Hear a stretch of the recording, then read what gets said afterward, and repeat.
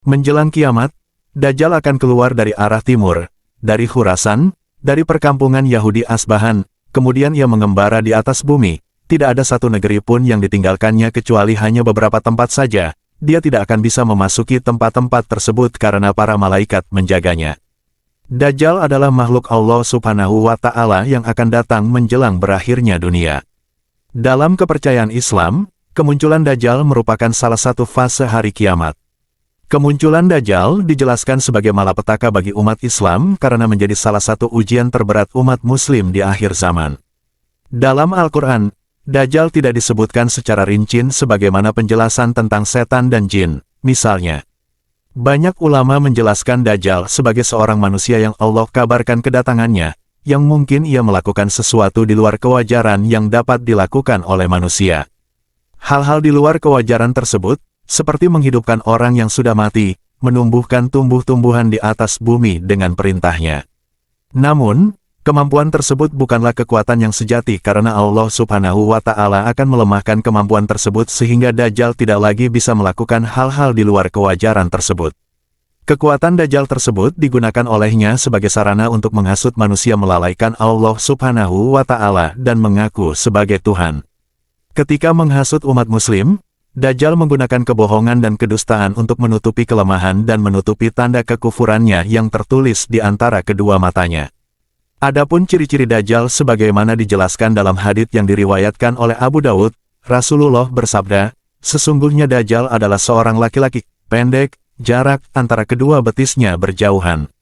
Keriting, buta sebelah, mata yang terhapus tidak terlalu menonjol, tidak pula terlalu ke dalam, maka jika dia melakukan kerancuan, mengaku sebagai Rab kepadamu, maka ketahuilah sesungguhnya Rab kalian tidak buta sebelah. Kemunculannya menjadi salah satu di antara 10 tanda besar kiamat. Sebelum kiamat terjadi, dunia akan dikuasai Dajjal selama 40 hari. Ia diberi kemampuan oleh Allah Subhanahu wa Ta'ala menguasai dunia sebelum akhirnya mati di tangan Nabi Isa, alaihi salam. Meski berkuasa hanya selama 40 hari, namun Dajjal dapat menyesatkan umat manusia. Hanya 4 tempat di muka bumi yang tak dapat dimasuki Dajjal. Apa sajakah keempat tempat tersebut? Dalam satu hadis yang diriwayatkan oleh Muslim, Rasulullah bersabda, sesungguhnya ia, Dajjal, muncul di daerah perbatasan antara Syam dan Irak, sehingga berbuat kerusakan di kanan dan di kiri. Dajjal akan menebar fitnah dan kebohongan hingga ke seluruh negeri, namun Dajjal tidak akan bisa masuk ke dua kota yang disucikan Allah yakni Makkah dan Madinah. Selain itu, masih ada 2 tempat suci lagi selain Makkah dan Madinah yang tidak bisa dimasuki Dajjal jika sosoknya sudah muncul. Sebagaimana sabda Rasulullah yang diriwayatkan oleh Bukhari, tidak ada satu negeri pun, melainkan semua diinjak oleh Dajjal, kecuali Makkah dan Madinah. Semua jalan yang menuju ke sana dijaga dengan malaikat dengan berbaris. Maka berhentilah Dajjal di sebuah kebun, di pinggir kota Madinah. Madinah berguncang 3 kali. Lalu keluarlah semua orang-orang kafir dan munafik dari kota Madinah menemui Dajjal. Dalam hadits lainnya, dari Samurah bin Jundub, Rasulullah bersabda, dan dia, Dajjal, akan muncul di muka bumi seluruhnya, kecuali 2 tempat suci, Makkah dan Madinah, juga Baitul Maqdis. Berikut ini adalah tempat-tempat yang tidak bisa dimasuki Dajjal. Pertama, Masjidil Haram Makkah. Masjidil Haram merupakan salah satu tempat suci dalam Islam. Makkah dianggap sebagai tempat paling dimuliakan dalam Islam.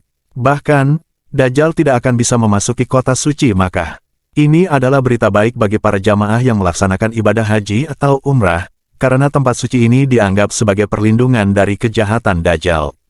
Rasulullah pernah mengatakan bahwa Makkah adalah tempat terbaik di bumi, sebagaimana sabdanya yang diriwayatkan oleh Tirmidzi, demi Allah, engkau adalah sebaik-baik bumi dan bumi Allah yang paling dicintainya. Seandainya aku tidak terusir darimu, aku tidak akan keluar.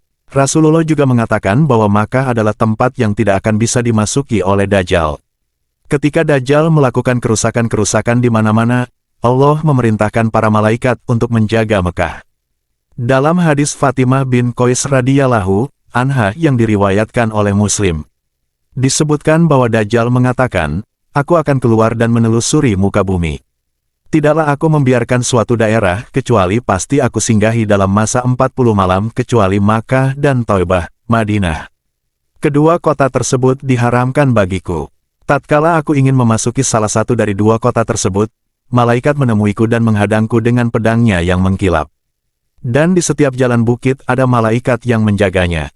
Karena dijaga oleh malaikat-malaikat Allah, maka Dajjal tidak akan mungkin bisa untuk masuk ke dalam Makkah. Karena Makkah adalah tempat yang suci sekaligus tempat terbaik di muka bumi. Kedua, Masjid Nabawi Madinah. Selain Masjidil Haram di Makkah, Masjid Nabawi di kota Madinah juga merupakan tempat yang tidak dapat dimasuki Dajjal. Di area masjid inilah makam Rasulullah berada. Keberadaan masjid dan makam Rasulullah beserta makam keluarga dan sahabat menjadikan kota ini sebagai tempat yang aman dari ancaman Dajjal. Madinah tidak akan dimasuki oleh rasa takut yang disebabkan oleh fitnah Dajjal. Pada waktu itu, Madinah memiliki 7 pintu. Setiap pintu dijaga oleh 2 malaikat. Dalam hadis lain, Rasulullah bersabda, tidak ada satu negeri pun kecuali akan dimasuki Dajjal kecuali kota Makkah dan Madinah yang setiap pintu gerbangnya ada malaikat-malaikat yang berbaris menjaganya. Kemudian, Madinah mengguncang penghuninya 3 kali. Lalu, Allah mengeluarkan seluruh orang kafir dan munafik. Madinah akan membuat penduduknya bergetar sehingga keluarlah semua orang munafik darinya. Pada waktu itu, Madinah telah membersihkan kotoran yang melekat kepadanya. Ada juga yang meninggalkan Madinah dalam sebaik-baiknya keadaan dari yang pernah ada sebelumnya. Bagi orang yang bermaksud buruk kepada Madinah, Rasulullah bersabda, tidaklah seseorang berniat buruk kepada penduduk Madinah kecuali pasti dia akan mencair sebagaimana garam mencair di dalam air. Ketiga, Masjidil Aqsa Palestina. Masjid Al-Aqsa Palestina dikenal juga sebagai Baitul Maqdis, adalah tempat suci ketiga bagi umat Islam. Hal ini tidak hanya dianggap sebagai tempat suci oleh umat Islam, tetapi juga oleh komunitas non-Muslim. Dalam perspektif Islam, Masjidil Aqsa adalah tempat pijakan Rasulullah saat peristiwa Isra Miraj. Selain itu, Masjid Al-Aqsa juga memiliki signifikansi sebagai kiblat untuk umat Islam generasi awal selama 17 bulan setelah hijrah, sebelum kemudian dialihkan ke Ka'bah di Masjidil Haram. Sehingga tempat ini menjadi salah satu tempat yang tidak bisa dimasuki Dajjal ketika turun ke bumi menjelang hari akhir zaman. Keempat, Masjid At-Tur. Lokasi Masjid At-Tur, tempat di mana Nabi Musa alaihi salam menerima wahyu dari Allah Subhanahu wa Ta'ala. Tidak diketahui pasti di mana lokasinya. Ayat dalam Al-Quran mengacu pada Bukit Tur Sina, yang diperdebatkan dalam tafsir Islam. Sebagian ahli tafsir meyakini bahwa Bukit Tur Sina berada di Gunung Munajah, yang terletak di wilayah Mesir, dekat Gunung Musa, yang terkait dengan Semenanjung Sinai. Pendapat lain menyatakan bahwa lokasi ini terletak di luar Mesir. Mengingat peristiwa Nabi Musa keluar dari Mesir setelah dikejar oleh Fir'aun. Versi ketiga mengidentifikasi tempat yang diduga sebagai Bukit Tur Sina di sebelah selatan Nablus, Palestina, yang juga dikenal sebagai Jurzayam. Demikian ulasan mengenai 4 tempat yang tidak bisa dimasuki oleh Al-Masih Ad-Dajjal sang pembawa fitnah terbesar di akhir zaman. Semoga informasi ini dapat menambah wawasan kita semua.